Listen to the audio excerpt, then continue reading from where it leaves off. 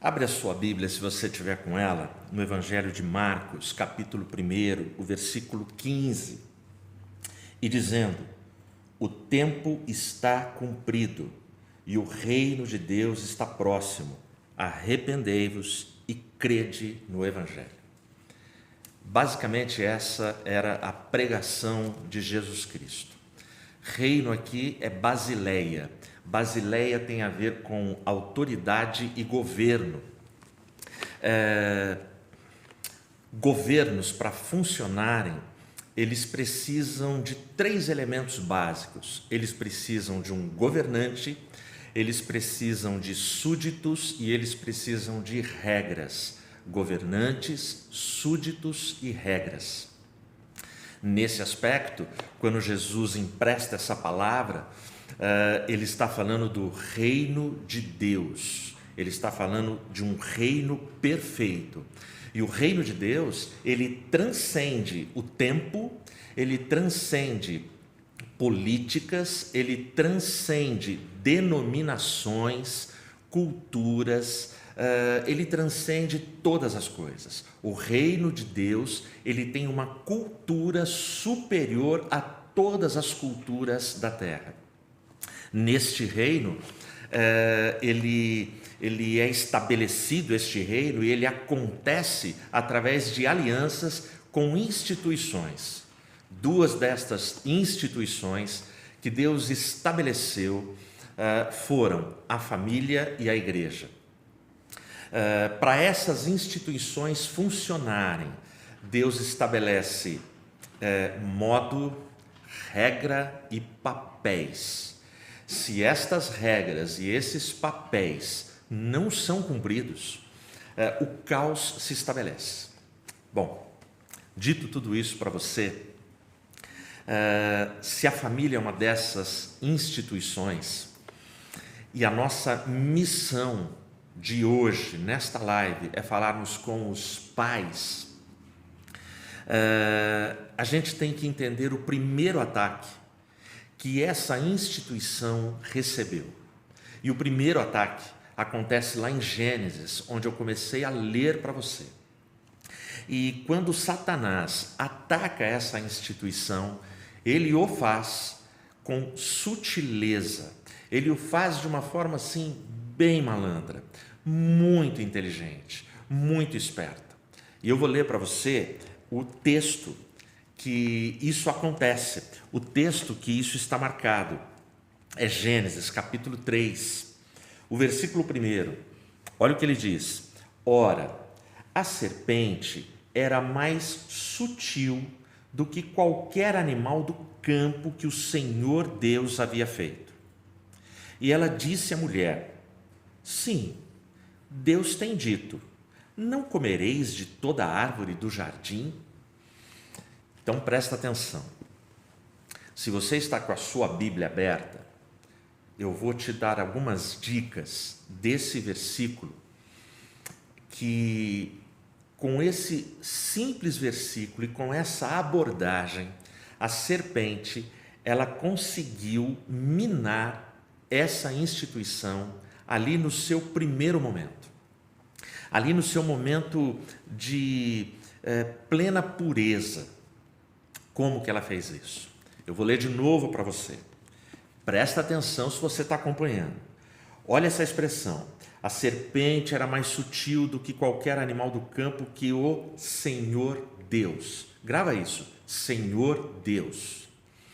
A palavra Senhor aqui no original, no hebraico, é Yavé. Yavé tem a ver com mestre, sábio, autoridade absoluta, governo absoluto. Lembra o que eu falei agora há pouco de reino, de governo, de governante? Portanto, a palavra Senhor, o Senhor aqui é Yavé. Mas olha como ela continua. Ela diz assim: e ela disse à mulher: sim, Deus tem dito. A serpente sutilmente, ela tirou o Senhor.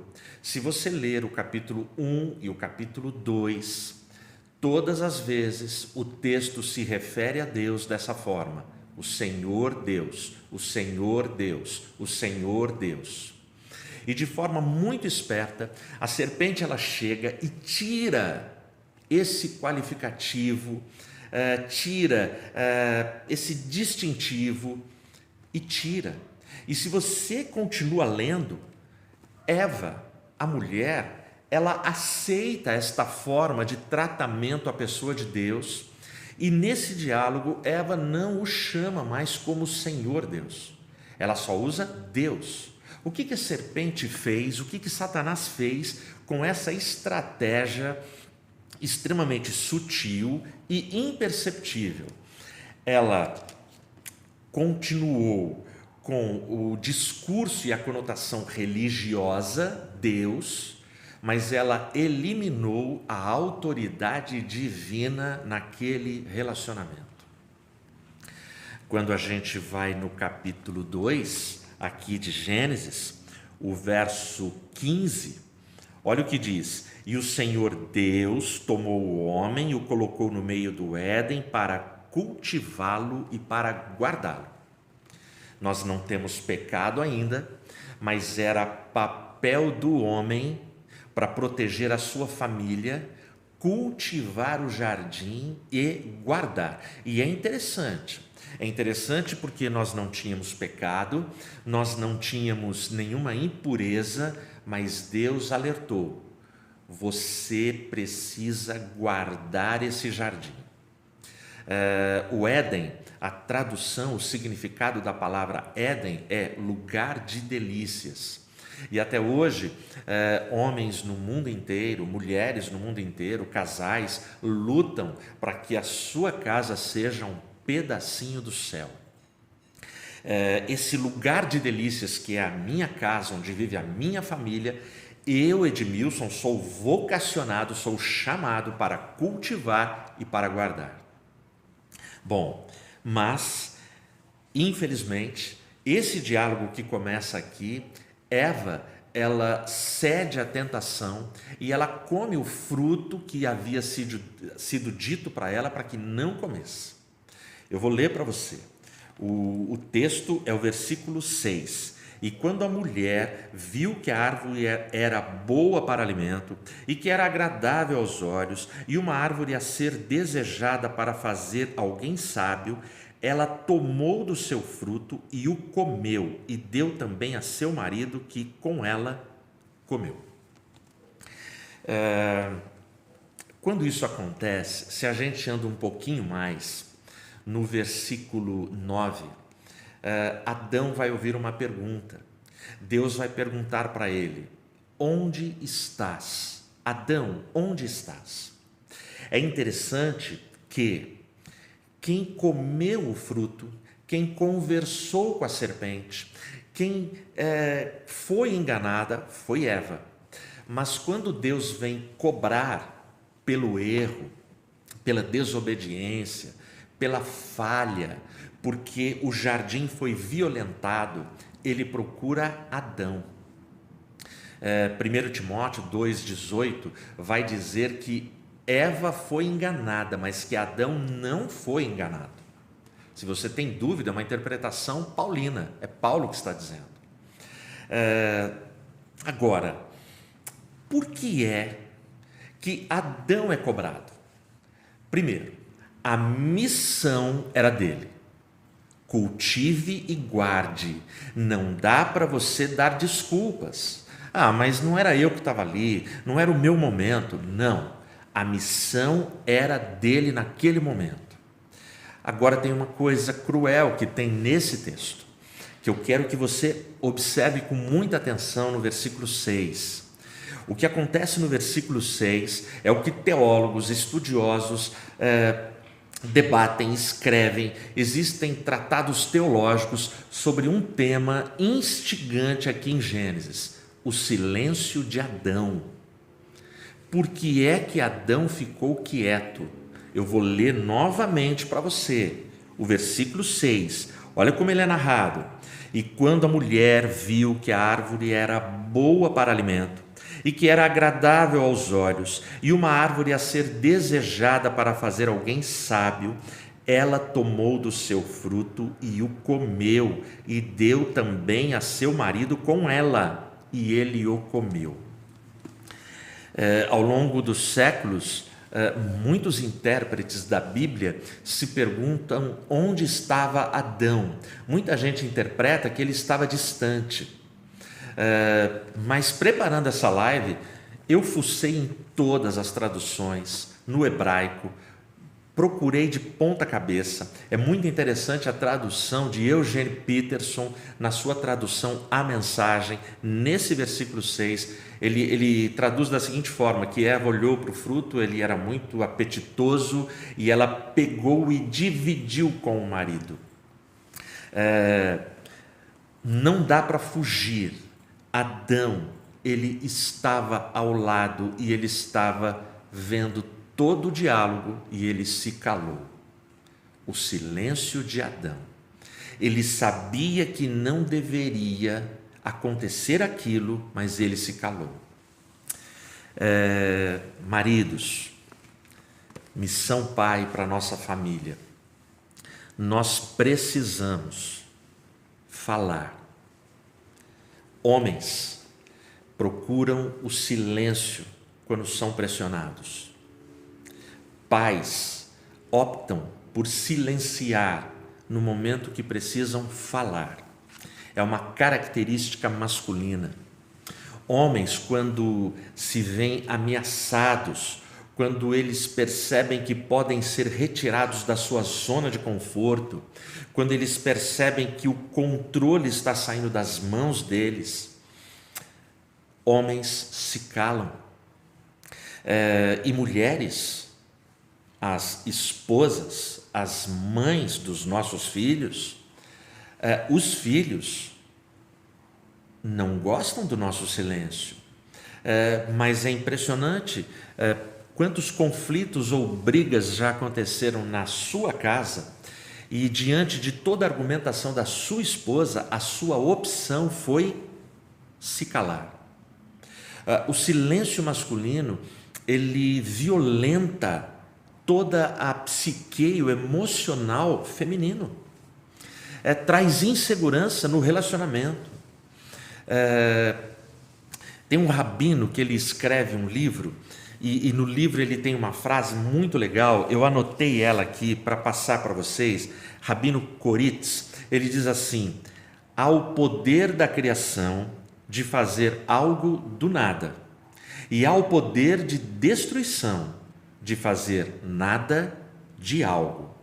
Ou seja, nós estamos sempre no conflito entre criação e destruição. O silêncio destrói, a fala cria, a fala constrói. Se você pegar o capítulo 1 de Gênesis, o 1º e o 2º, e confrontar com o capítulo 3º, a gente vai encontrar um conflito na narrativa. No capítulo 1, logo no 1º versículo, a gente tem o caos. E pela palavra, porque Deus saiu do silêncio e Deus decidiu falar, a criação surge, a ordem é estabelecida, o jardim é criado, as coisas acontecem. Agora, quando a gente chega no capítulo 3, o homem que deveria cuidar, que deveria guardar, que deveria cultivar, proteger a sua família, se cala. Ele silencia, e aí o caos é estabelecido, o caos volta.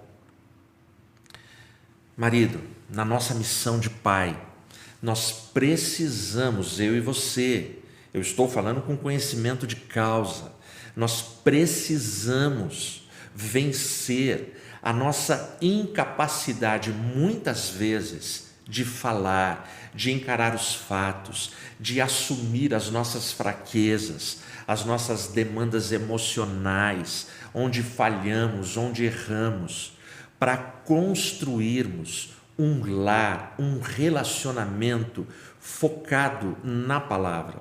A narrativa de Adão é muito mais que uma simples narrativa. A teologia de Adão é teologia para o meu Éden, para a minha casa e para a sua casa. Nós precisamos resgatar na nossa missão o pai que ama, o pai que cuida, o pai que protege, o pai que abençoa, o pai que paga o preço, o pai que fala, o pai que se manifesta, o pai que se posiciona. Ser homem é o nosso chamado e o nosso destino. Ser um pai que assume o seu papel e paga o preço e encara os desafios é o nosso destino, não dá para fugir. Isso faz parte do nosso DNA, está no nosso sangue. Duvida do que eu estou te falando? Você acha que as filosofias do mundo, as pressões sociais do mundo, os entretenimentos, as modas, os conceitos, as tendências do mundo, você acha que tudo isso tem força para desfigurar o homem, para desfigurar o instinto masculino que Deus colocou em cada um de nós? Eu vou te dizer que não. E eu vou te contar uma história que aconteceu agora, dia 6 de julho. Uma mulher, ela estava para ser atacada por um monstro. E um homem se colocou entre ela e o monstro. E esse homem pagou o preço e defendeu essa mulher. Isso foi no dia 6 de julho. O nome dele é Bridger alguma coisa, e eu nem sei se a pronúncia está certa. Esse homem que eu estou te falando, ele tem 6 anos de idade. E a mulher era sua irmãzinha de 4 anos de idade. E um pastor alemão partiu para cima dela. E ele se interpôs entre a irmãzinha de 4 anos e o pastor alemão. Esse garoto passou por uma cirurgia de 2 horas e ele levou mais de 90 pontos no rosto. Muito provavelmente, se não 100% de quem está me ouvindo, a grande maioria viu essa notícia e viu as fotos do garoto. A tia dele publicou a história no Instagram dela. E no Instagram dela ela conta a história e ela fala que ele é fã dos Vingadores. A primeira atriz de Hollywood que viu a história foi a Anne Hathaway, não sei se essa é a pronúncia. E ela diz assim: eu não sou uma vingadora, mas eu conheço um super-herói quando eu vejo um. E você é um super-herói, garoto. Eu quero ter na minha vida a mesma coragem que você tem na sua. Não satisfeita, ela marcou o Mark Ruffalo, o Hulk, e mandou uma mensagem para ele com a foto do garoto e a história do garoto. E ela diz assim para Mark Ruffalo: você está precisando de um companheiro de equipe? Mark Ruffalo manda uma mensagem para o garoto. E a mensagem de Mark Ruffalo é a seguinte para o menino de 6 anos de idade: a verdadeira coragem está em saber o que é certo e fazê-lo. Mas não para por aí. Dos Vingadores, o herói máximo para o menininho de 6 anos é o Capitão América. E aí Chris Evans manda uma mensagem para o garoto: garoto, a sua irmã é uma sortuda, porque ter um irmão mais velho com a sua coragem é uma bênção. O mundo precisa de homens, de heróis como você. E aí teve outros atores que mandaram outros mimos para ele. O Capitão América, o Chris Evans, no final diz para ele: eu vou te mandar o escudo oficial do Capitão América. Enfim, o moleque foi notícia no mundo inteiro, mas a frase mais legal não foi nenhuma destas dos Vingadores. A frase mais legal foi do menininho de 6 anos de idade. Quando perguntado, ele respondeu da seguinte forma: por que ele fez aquilo? Porque ele tomou a iniciativa de segurar o cachorro e defender a irmãzinha dele. E ele foi fazendo isso, arrastando a irmã, até que os dois estivessem num local seguro, e o cachorro mordendo ele. O menininho respondeu assim: eu achei que se alguém tinha que morrer, seria eu e não ela. Esse menino foi louvado, elogiado no mundo inteiro por redações, por editorias, textos foram escritos, artigos de gente que não crê em Deus, de gente que crê em Deus. Pessoas usaram essa história em reflexões, mensagens. Por quê? Porque nós fomos chamados para assumir o nosso papel. Porque é que esse mundo que desqualifica a figura do homem, do pai, elogiou tanto? Elogiou porque a atitude do garoto foi a atitude para a qual eu e você nascemos. Nós nascemos para sermos protetores, defensores e mantenedores da nossa família. Pai, essa é a sua missão. Força, não desanima e não desiste. No nome que é sobre todo nome. Vamos continuar a live.